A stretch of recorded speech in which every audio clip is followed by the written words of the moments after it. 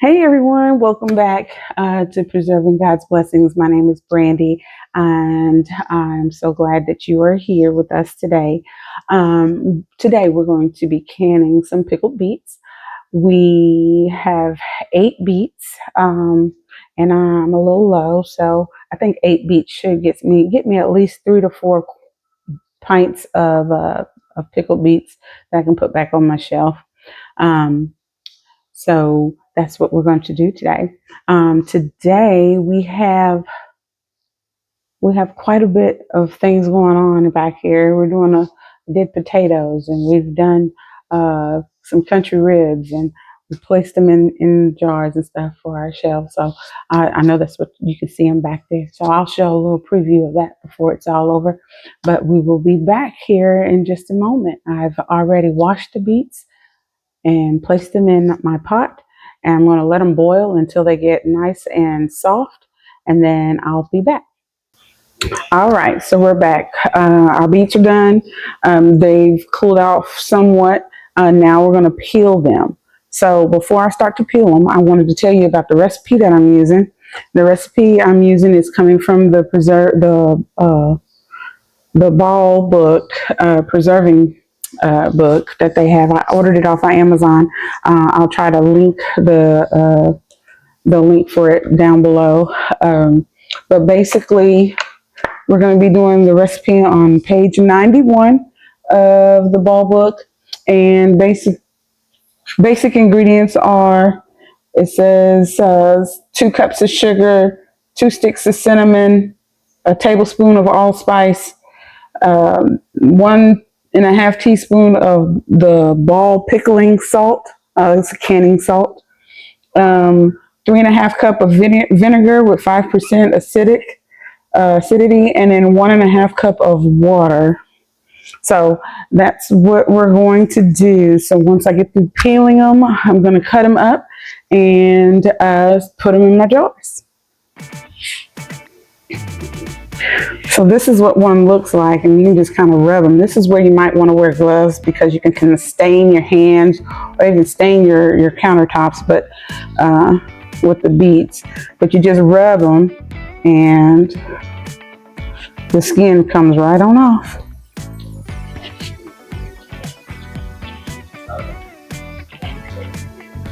Just like that. So I have 8 of them. But I'm going to show you how we're going to cut them up. And once I get them all cut up, then I'll come back. But when you peel them, you want to make sure you get all the rough spots off of them. You don't want to take anything and put them in your jar that look like it could have some issues there. Like you might have a little damaged piece.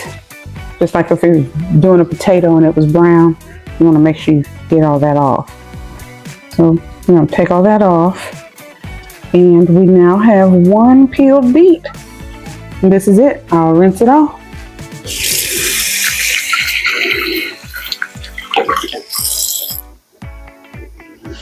And then I'll show you what we're going to do with it.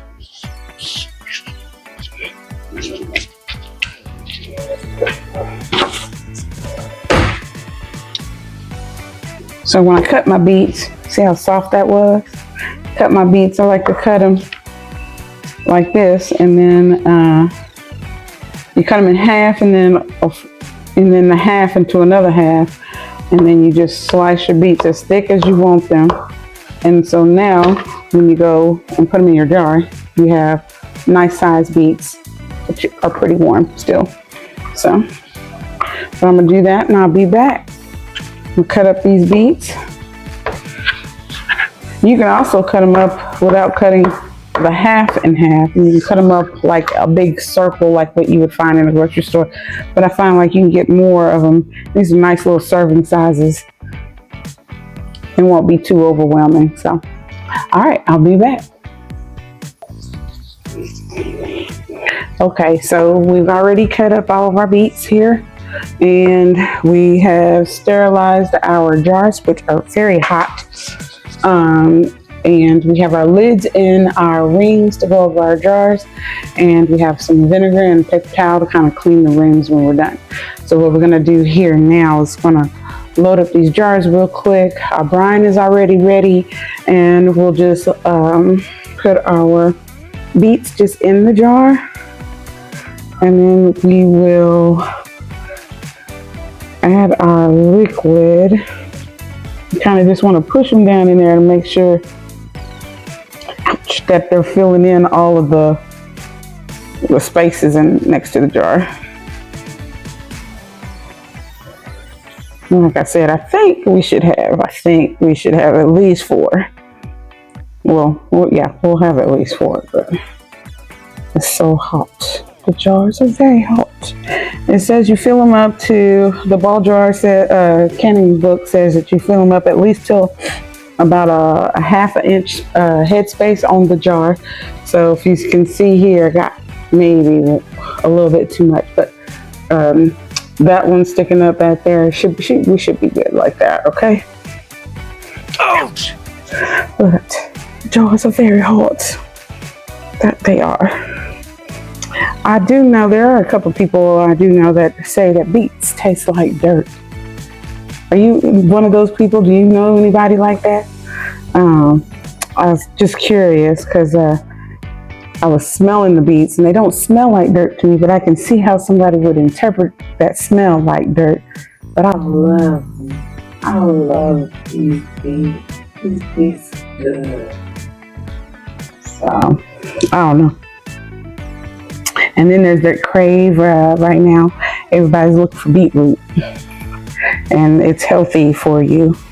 So, figure you can't go wrong with having a couple of extra vitamins around the house. It doesn't necessarily have to follow the trend, but it's good for you. And it tastes good.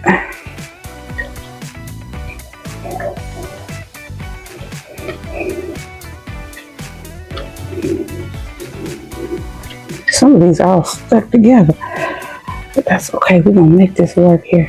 I got 3 jars, y'all. 3 jars. Let's see. I think we might be able to make at least 5, maybe 6. That'd be great.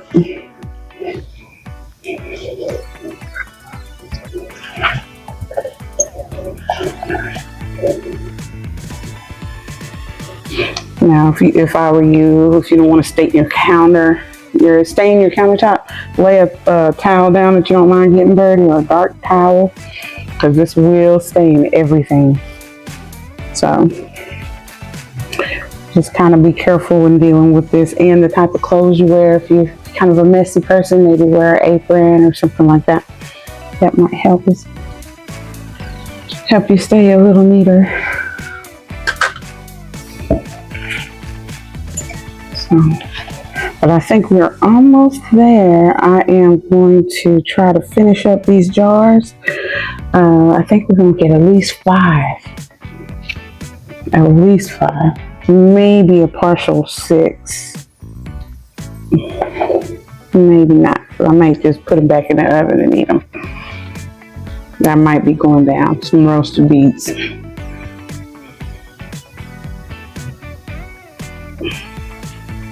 Yeah. Oh, we might try it. Let's see.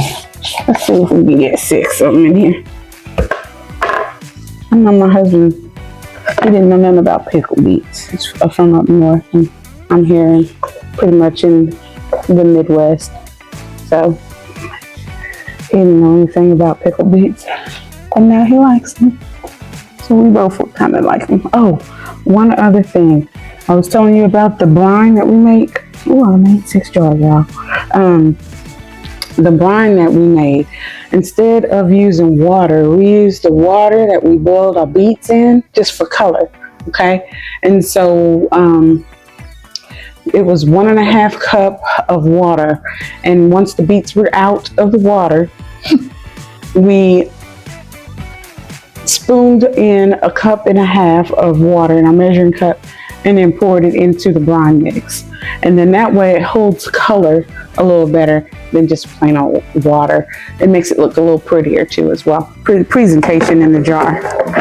So let me get this done and wipe my hands with all this beet stuff, and I'll grab this brine.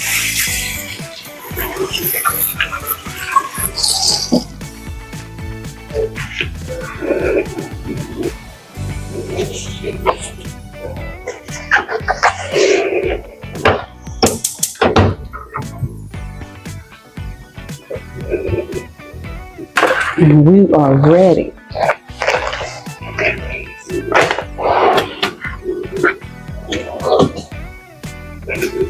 So our brine is really hot, so just turned off the stove.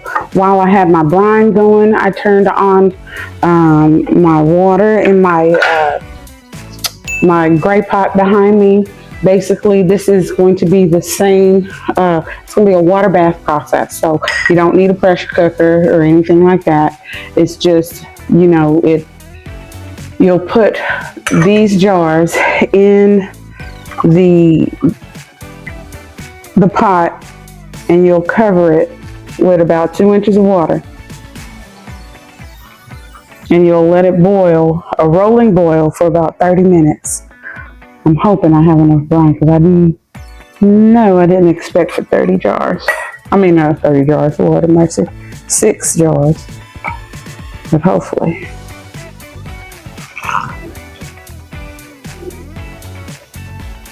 Hopefully it'll work out. So we fill them up and we'll do about a 1/2 inch headspace is what I'm going to leave them at. Because I also use that liquid, you can use this brine for like a salad dressing. If you need something to have a little taste, it's a little bland, you can add a little of this brine on it. Or like if you had green beans or some collard greens, stuff like that, you can just add a little bit of brine to your plate or your bowl. Oh, I think I have enough. And there you have it. And it'll be good.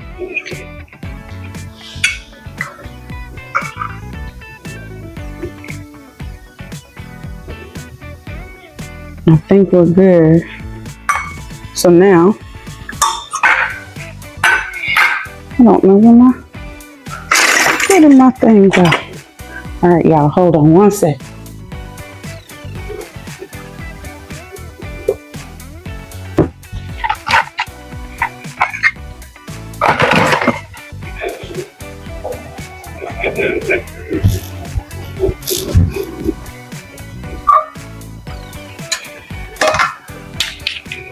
I was hiding my tools from me. All right, so we're gonna use this. This is our debubbler and our measurer, okay? So basically how you would measure your liquid, you want 1 inch headspace here. You just put it up there. And as long as it's not submerged, you should be good. But we need to debubble these jars, so we gotta make sure there's no air left in here. So when we put it in the pot and the jar seals, we won't leave any air in there.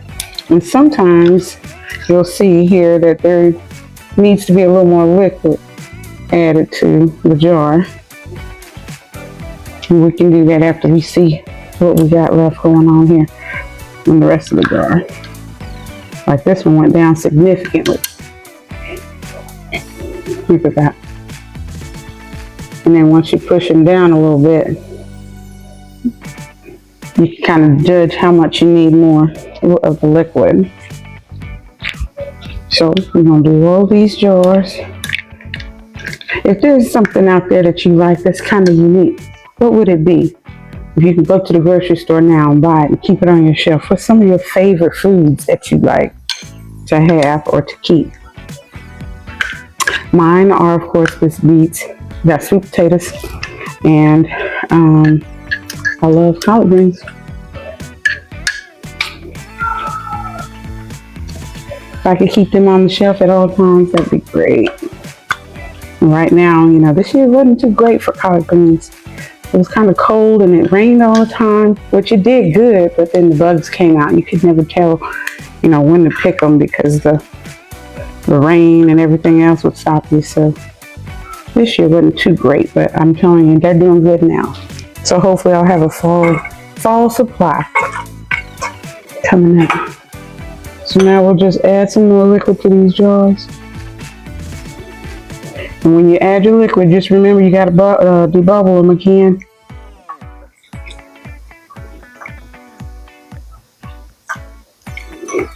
And there you have it. I think we are done. Make sure there's no air left in them. And everything's good to go. And it smells so great. That allspice and that cinnamon, it smells great. Also, I'll leave the instructions. Hopefully I can get the link to attach for the ball jar book. You can take a look at that, but I'll leave the instructions on there and the ingredients.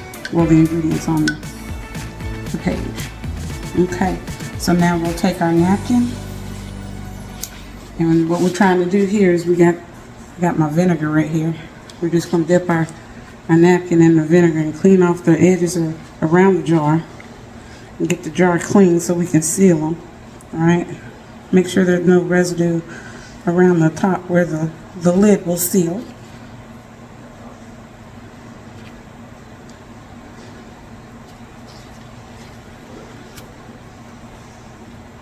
And then now I'll go around and use the dry side. Try to clean up that whatever might be left. We'll get it off of there.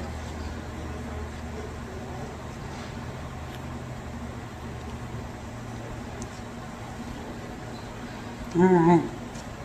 So now we'll take our little metal lid picker upper and we'll place them on our jars. I've already sterilized the lids and got them together here. And then we take our rings, we'll tie them on there finger tight. Remember, don't tighten them too tight. Just finger tight.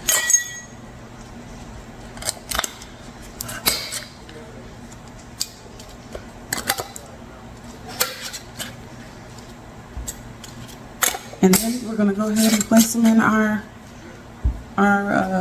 pot, and we'll be back in about 30 minutes. I'll lay them out on the counter, and hopefully they'll all seal. All right, so here are our cans. They're in there. They're cooling off right now. I had to take my microphone off. It died on me, so I have my camera in my hand. So now we're gonna take these out and we're gonna let these cool. Our beets are so pretty, aren't they pretty? So pretty.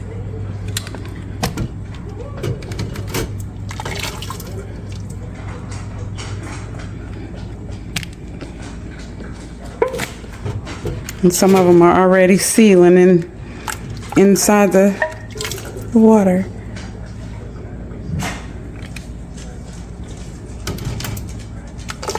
And then I decided I had a little bit of leftover brine, so that's what this one is here.